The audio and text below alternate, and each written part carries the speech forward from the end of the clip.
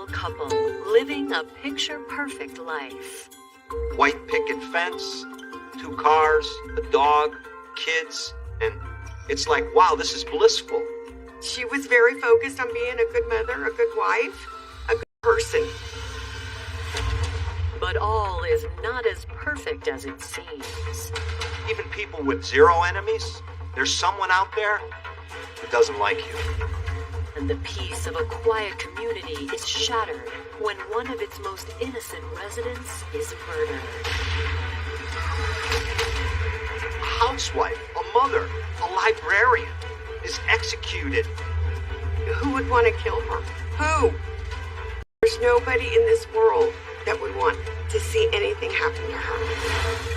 As detectives peel back the layers of the case, scandalous secrets are revealed. She is telling him that she's pregnant with his child and that she has terminal cancer.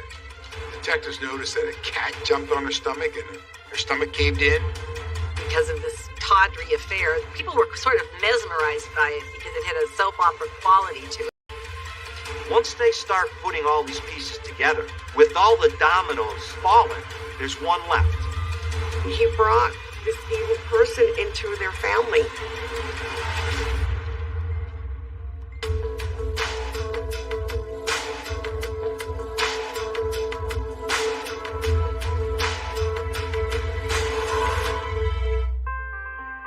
Just an hour north of Detroit, the quiet town of Lake Orion, Michigan, couldn't be further removed from the bustle of the Motor City.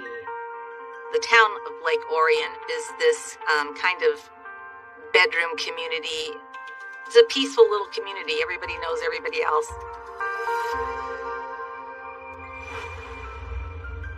On the night of October 4th, 1999, shortly after 9 o'clock, 911 operators get a desperate call from 2 of the town's librarians. It's kind of a frantic call. They say, our friend is dying. Get here soon. The caller says their coworker, 48-year-old Gail Fulton, is lying in a pool of blood. Did she get hit by her own van? Did she get hit by a car? As a result of that 911 call, officers were dispatched to the area. The officer begins to try to administer CPR on Gail. He quickly realizes that this is no fainting spell or anything like that. She's been shot. She was shot in the head and twice in her stomach and her chest area. They try to revive her, but really there's no hope for Gail. She's dead. When homicide detectives arrive, their first objective is to find out as much as possible about the victim. There was 2 witnesses that knew the victim and that was able to furnish information right away. When this woman, this librarian, this mother of 3, is assassinated in the township library parking lot, it astonished everybody. It was major news in Metro Detroit, and it was a big story.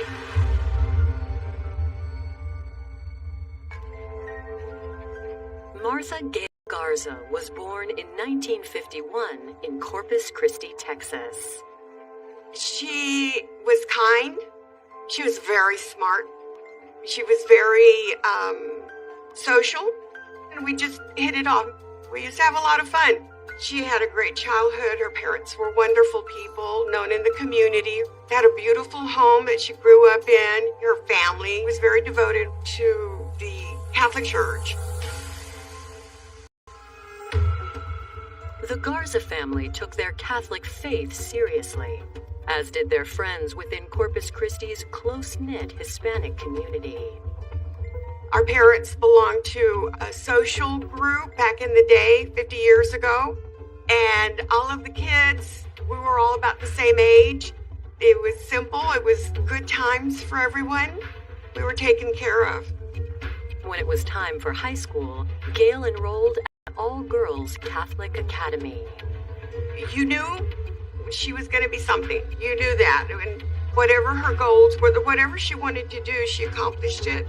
And there was nothing that she couldn't do. She was very smart. In 1969, at the start of Gail's senior year, she began dating 17-year-old George Fulton. Gail and George met in a Catholic youth group, and they kind of seemed like opposites. You have Gail, who's kind of a loner and quiet and shy. George was an overachiever. George was outgoing, athletic, and the president of his class. He was very nice, you know, and he was nice to her. And to me, that eyes twinkle a little bit. So she saw in him something that would be good for her. After high school, George and Gail went to college over 1,500 miles apart. George enrolled at West Point in New York to pursue a career in the military, and Gail stayed close to home in Texas, studying to become a speech pathologist. She went to Del Mar College, junior college there in Corpus, and then after those 2 years, she transferred up to Baylor, her dad's alma mater. Despite the distance, the romance thrived. Gail and George both graduated from college in 1974, and they got married right away. The life of the doting military wife suited Gail. She and George raised 2 daughters and a son over the course of the next 2 decades, all while bouncing around the country from base to base. When she had 3 children, and she decided to stay home and raise her children, so she was not working. She was a stay-at-home mom for many years. Gail was very focused on her children, wanting them to have as normal upbringing as possible, even though they traveled so much. She liked to cook. She did arts and crafts. She was very focused on being a good mother, a good wife, a good person. After 2 decades of service, George was ready to part ways with the Army in 1993. George retired from the military as a major, and they moved back to Corpus Christi, Texas, near home. The problem was, he couldn't find work. After a few years of testing the Texas job market, George landed a lucrative engineering gig at a firm up north. They moved to Michigan, and it's like, wow, this is blissful. We live near the lake, this wonderful community. Gail was very happy. She was working at the library, and she was thrilled. But the demands of George's new job eventually caused difficulty in the marriage. George got a great job at an engineering firm, and part of that job was flying to Florida many, many times a year.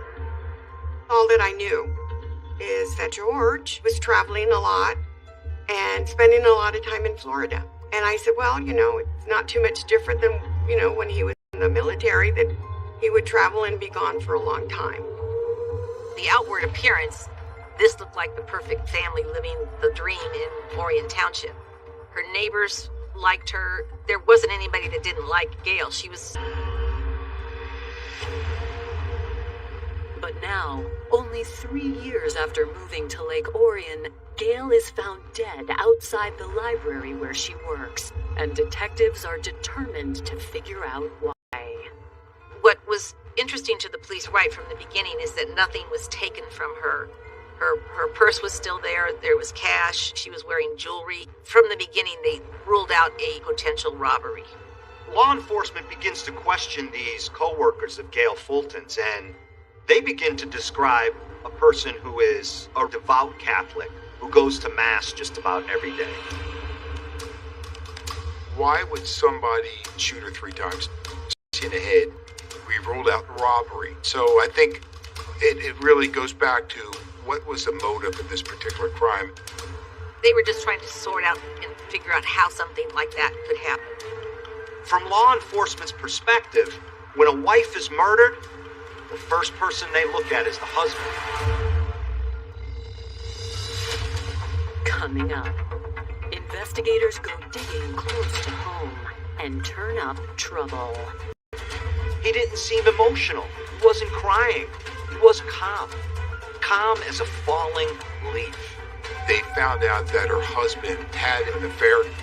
I can't even begin to imagine what he's thinking. To bring these 2 women together in a hotel room she started to tell George, look, I've got cancer and I'm pregnant.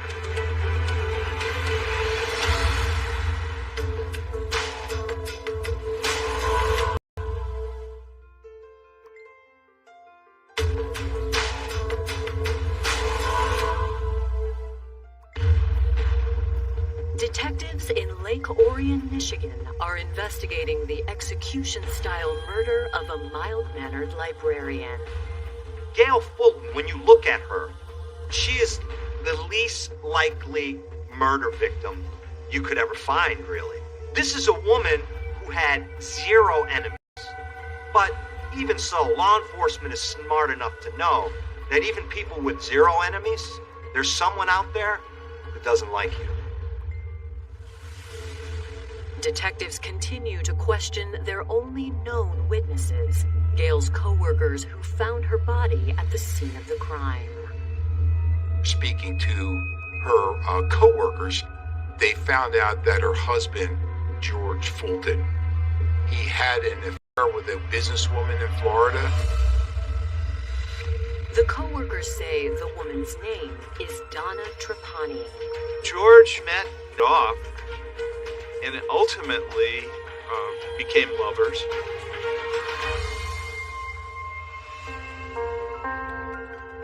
"43-year-old Donna Trapani was the picture of success. She was a registered nurse with her own very lucrative business.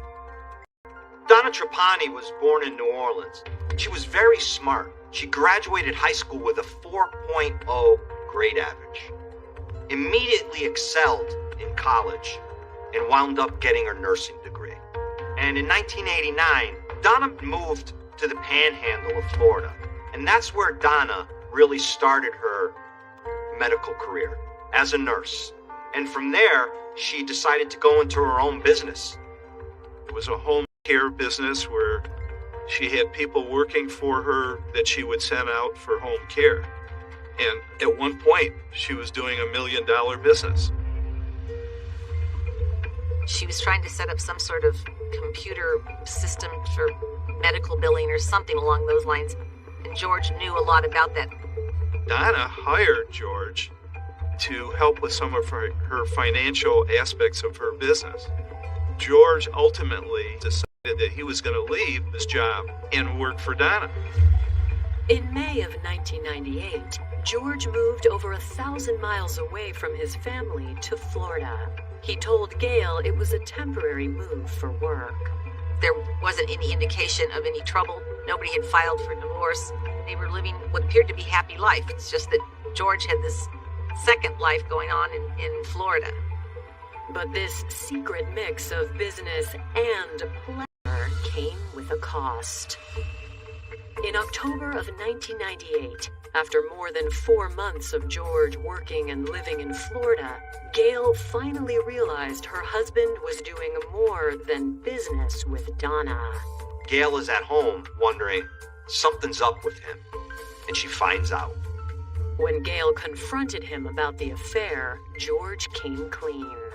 He confirmed that he had an affair with a woman in Florida. He spent several months with her. Despite the heartbreak, Gail worked hard to keep the marriage together. Gail is not going to get out of the marriage because she's Catholic and she wants to keep her marriage intact. Those are situations that a lot of people just keep to themselves. A lot of times you can kind of read in between the lines, especially if you've known somebody for so long. I just knew. I think that she thought that if she just hung on, he would come to. For the sake of the marriage. Those prayers were answered when George came back to Michigan and said, I'm done. I'm sorry.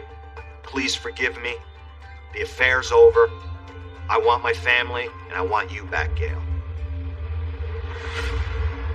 Now, 6 months after George's return from Florida, his wife, Gail Fulton, has been found murdered outside the local library. Detectives immediately bring George in for questioning. The sheriff's office went after George right away. He was already notified by Gail's co-workers that she was dead. The police were highly suspicious of George just because, we all know when these things happen, and they usually happen because of somebody close to you. When asked about his whereabouts the night of the murder, George says he was at home with his son, 17-year-old Andrew. His son gave him an alibi that my dad never left. He was with me all night long. Obviously, it still doesn't rule out that George didn't have something to do with this. And when police ask George if there were any problems in his marriage, he admits to the relationship with Donna, but claims that the affair is over. The police were asking really probing, personal questions, and he was smart enough not to lie to the police. When asked about the last time he talked to Donna, George is upfront about that, too.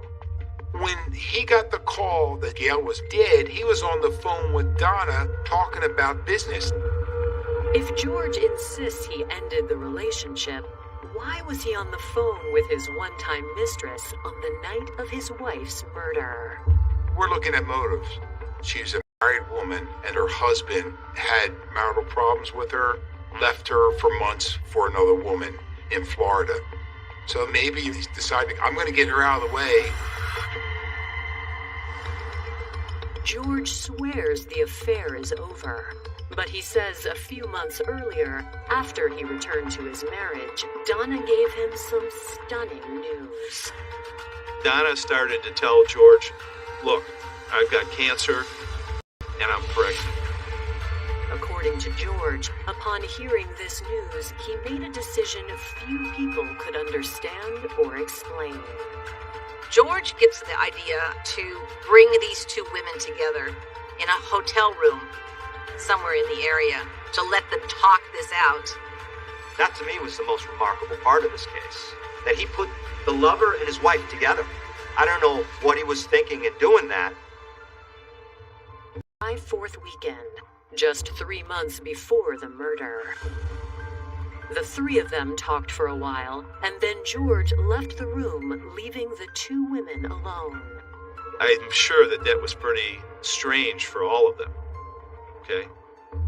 But George was going to be responsible and help Donna take care of the baby. He wasn't giving up his family. He was married to Gail for 25 years. He thought explaining the situation that they're in, it was a logical thing to do because she was going to have this baby.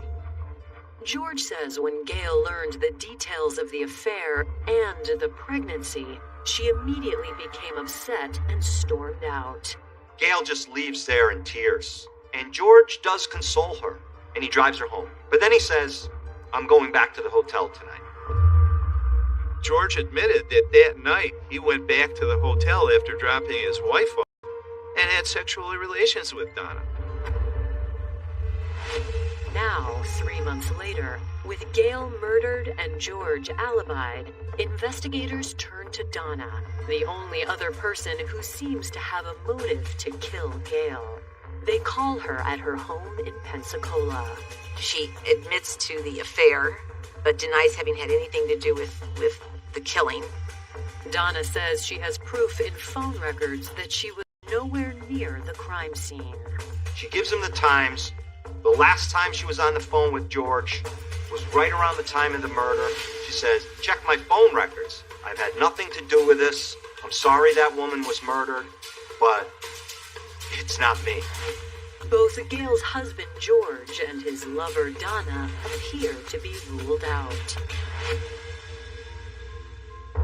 Less than 12 hours later, news of the murder stuns the town of Lake Orion and has worried residents looking for answers. I'm getting in the car and my cell phone rings and it's my aunt. She said Gail's been murdered. I lost it. I said, it can't be true. Who would want to kill her? Who? The town is really living in fear. I mean, a woman, a housewife, a mother, a librarian is executed. Was this a random act? Is someone going to start picking off people around town? People closed their doors, put the shades down in their windows. I mean, this town was living in fear because there were no answers. coming up. A surprise phone call gives the investigation new life. I believe my ex-girlfriend and her new boyfriend, they killed Gail.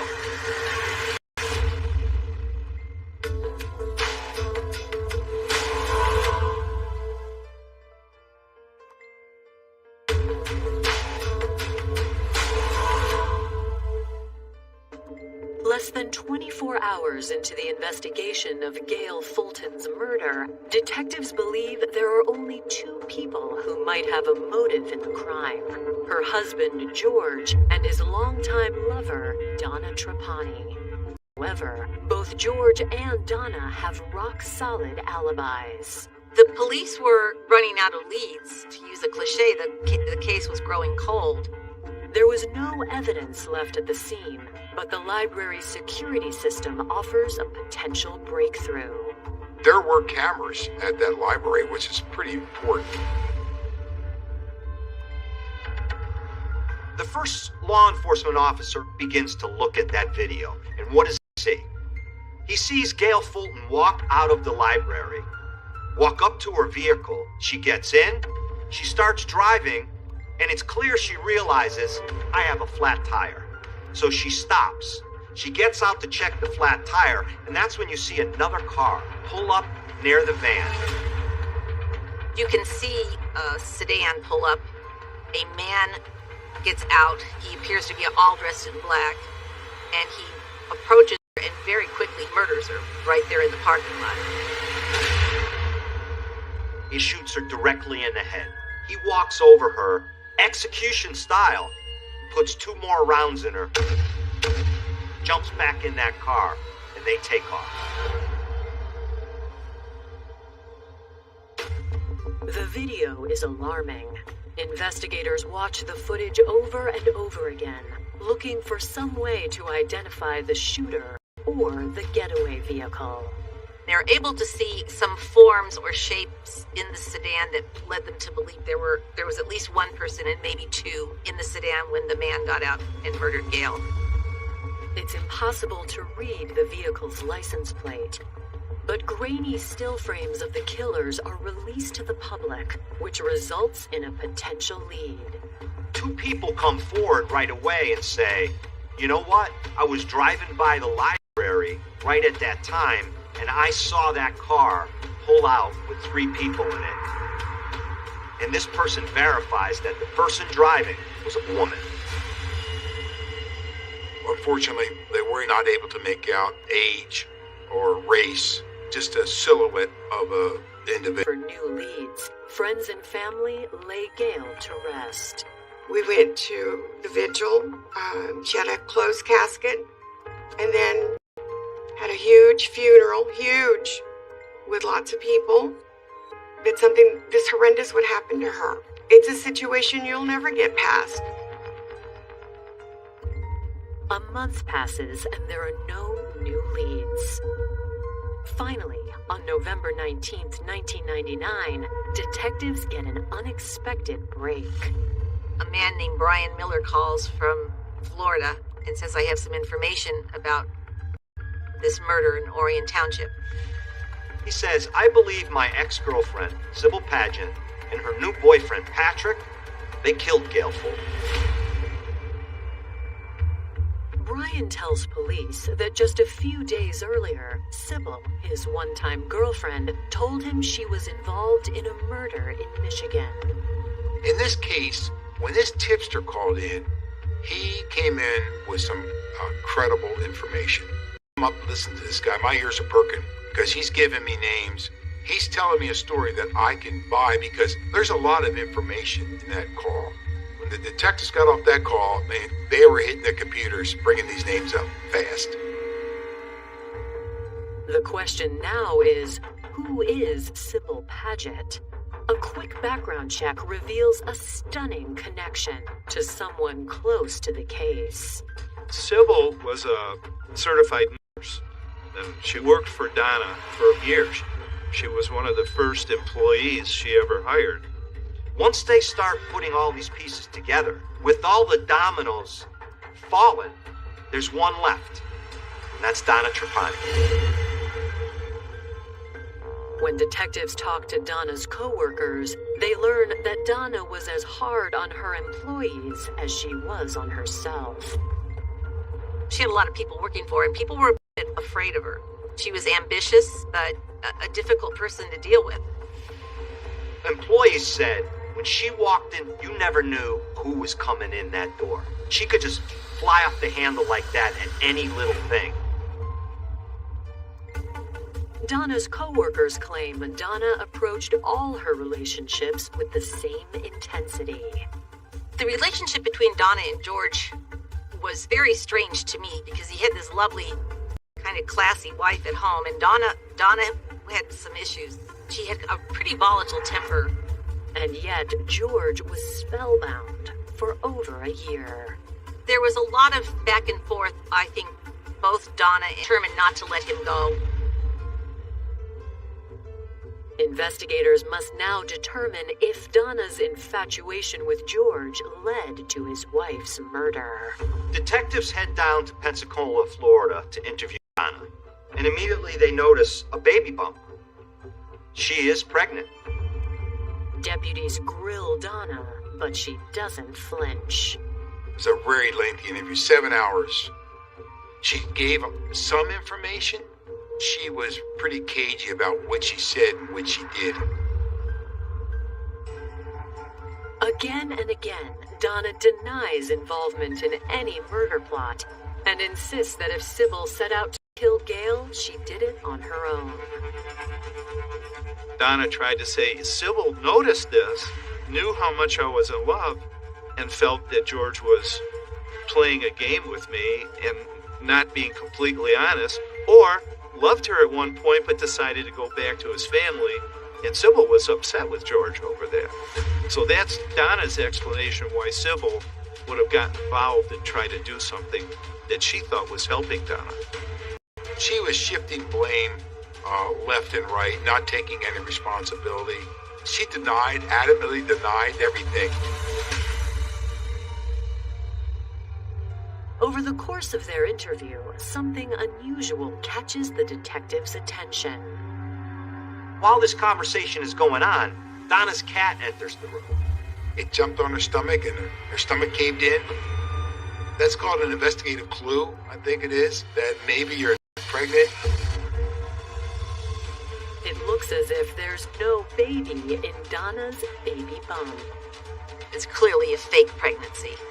A woman faking a pregnancy is an awful thing anyway, but then to go to that extreme where you look like you're 7 months pregnant and you're not even very good at it. I mean, she must have stuffed the pillow up when the cops came. I mean, she wasn't wandering around with a pillow under her shirt 24 hours a day. You have to ask yourself, why would Donna go to these lengths? Coming up, investigators believe Donna is lying about her pregnancy. But what does she really know about the murder? She shifted blame onto George. She claimed that George was the mastermind of this crime.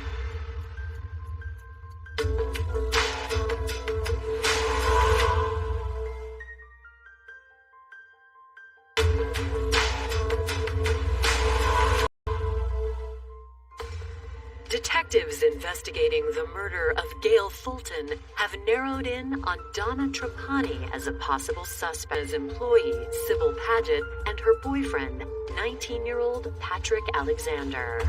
When Sybil was interviewed, the investigator said, "We haven't arrested you. We just want to ask you about the murder of Gail Fulton." She initially said, "I just don't know what you're talking about." Sybil continues to deny everything, but Patrick cracks right away. Patrick says the plan is, which Donna comes up with, Sybil, you guys need to drive up there. Not fly. Drive a car from here to Michigan. Commit that murder and then drive back. According to Patrick, Donna knew just how to motivate Sybil.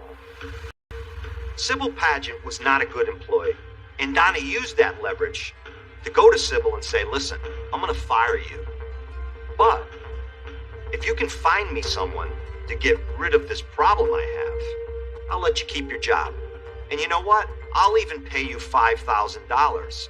And I'll pay whoever you get $5,000. Donna had provided Sybil and Patrick with a map of where the library was located, where the Fulton house was located, and a picture of Gail.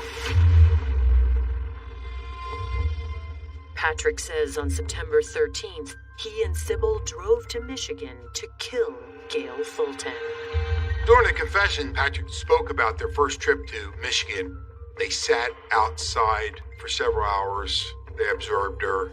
Then they discussed what they wanted to do. But what happens is they chicken out. They don't have the guts to go through with this. According to Patrick, Donna wasn't ready to put the murder plot to rest. And eventually, Donna found someone who was willing to pull the trigger. Her former roommate's fiancé, 32-year-old long-haul trucker Kevin Ouellette. They're looking for somebody to help them out, kill somebody. And that's where Kevin came in. Kevin says, I'm not doing this alone. If I'm doing this, you're going to be there. You're driving the car, and you're going to be with me. Patrick says he, Sybil, and Kevin drove to Lake Orion and set the murder plot in motion on the night of October 4th. I believe they were waiting in the back of the parking lot. And right before Gail is supposed to get out of work, because they know the exact time, they drive up and they slash the tire.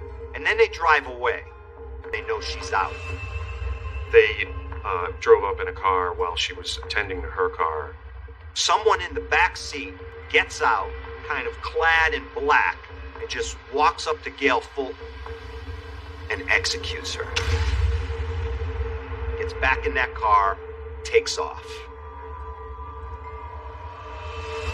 The killers head back to Florida, convinced they've pulled off the perfect murder. But there was one problem.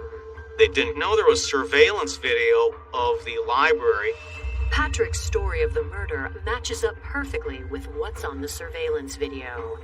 When investigators confront Sybil with Patrick's version of events, she folds.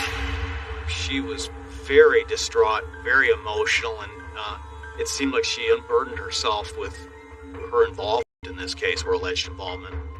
Sybil, she came up with her own story about Donna manipulated her, held everything over her head. She worked with Donna. She was afraid that Donna was going to have her child taken away. She said, "We did it." Kevin jumped out of the car and shot her. "We did it for the money." She was very remorseful, crying. I don't know if she was remorseful because she'd gotten caught, or if she was remorseful because she had been involved in first-degree murder. Both Sybil and Patrick are arrested and charged with murder. 2 days later, on December 2nd, the FBI gets a tip that Kevin Ouellette is in Connecticut. Kevin Ouellette was a long-haul truck driver, so, I think he was making his way up 95.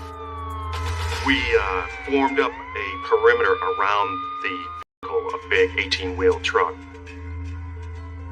We called him out via a bullhorn, and he came out in a compliant manner, and we transported him in a Connecticut State Police cruiser. It did go down by the numbers. He was booked in the local jail. I think he knew that he was really caught, and he knew why. And that showed on his face. And he proceeded to confess to the crime of murder for hire of Martha Gail Fulton, and that he was hired by Donna Trapani.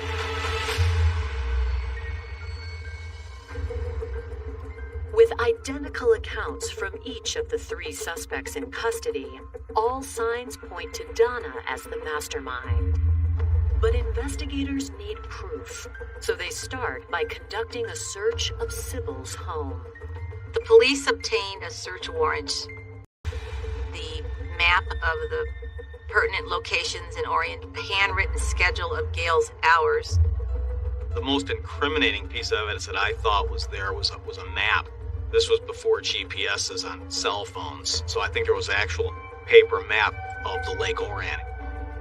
Both the Fulton home and the library are circled.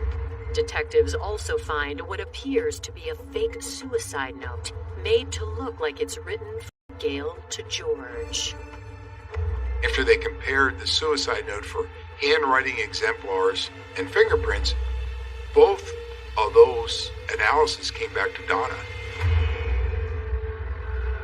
They were able to determine that Donna had written the notes about Gail's schedule, and then they also found Donna's fingerprints on a lot of the material. It's like she provided all the evidence you need, really, to convict.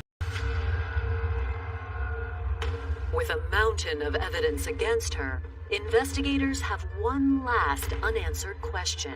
Did Donna plot alone? I think the police initially were trying to make sure that George didn't plant this idea in anybody's head, didn't pay anybody. Coming up, a killer comes clean. He testified in court, and that was really chilly. He said, "I did it for Donna." Had this personality, almost like cult-like.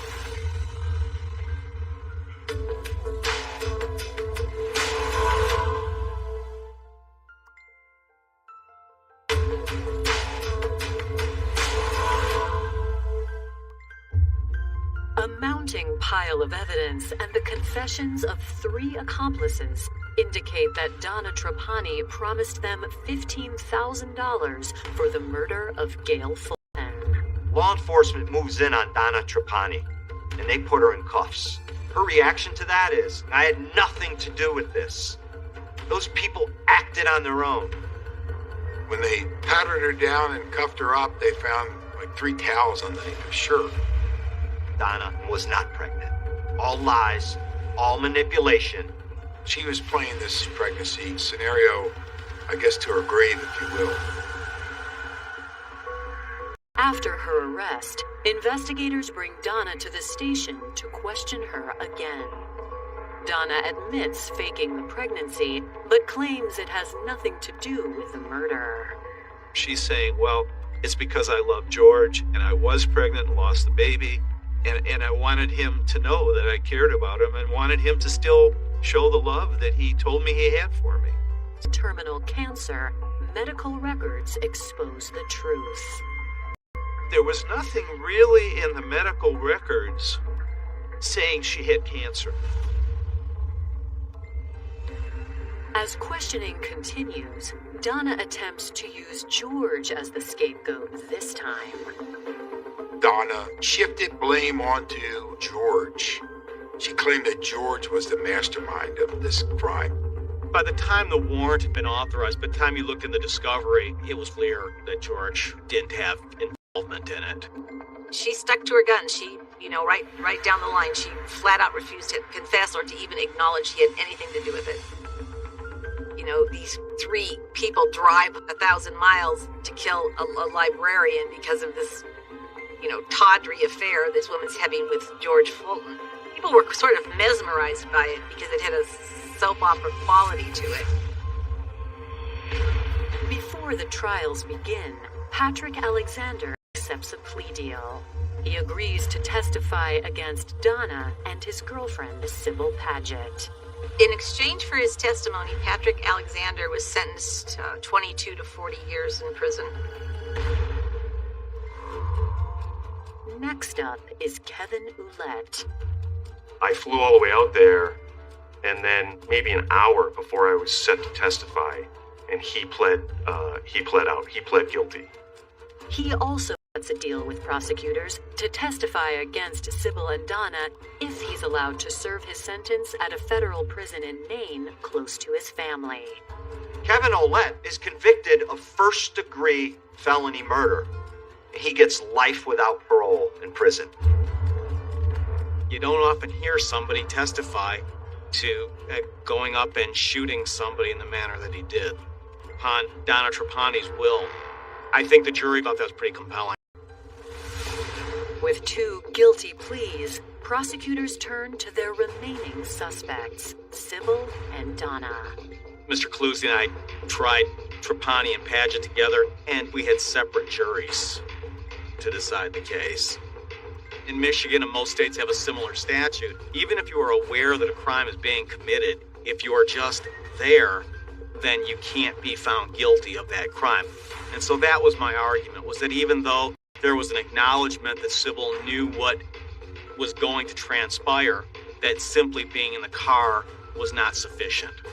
On December 11th, 2000, a jury reaches a verdict on Sybil Paget. It was guilty as charged on both the conspiracy and the first-degree murder. Sybil was surprised by it either. Sybil is sentenced to life without parole. She has expressed remorse for her part in the crime, but still blames Donna. Sybil, she just felt like Donna had this personality, almost like cult-like, where she could just dominate her will, if you would. Despite Donna's claims of innocence, prosecutors believe she displayed a clear motive. She wanted George back, and she didn't want Gail in the way. For the jury, it's difficult to ignore three conspirators with virtually identical stories of what happened, and a surveillance tape that verifies their claims. The three of them all made fairly consistent confessions. All of those statements, there was some deviation, but they overall matched. Donna Trapani is also found guilty of first-degree murder and gets life without parole. I think if you called Donna Trapani up on, the Michigan Department of Corrections, she would tell you she's innocent today. I was not surprised with the verdict in this case. The evidence, if you step away and look at it, was pretty overwhelming. Everybody loses in a murder case. George Fulton was found to have no role in his wife's murder, but even supporters agree. His affair ultimately led to Gail's death. I never spoke to him about it. I never, even at the funeral. He was there. I was too angry, and I was angry at him, and he brought this evil person into their family. I'll never get over it. Donna's motive was to live happily ever after. That George would never know what happened to Gail if everybody kept quiet.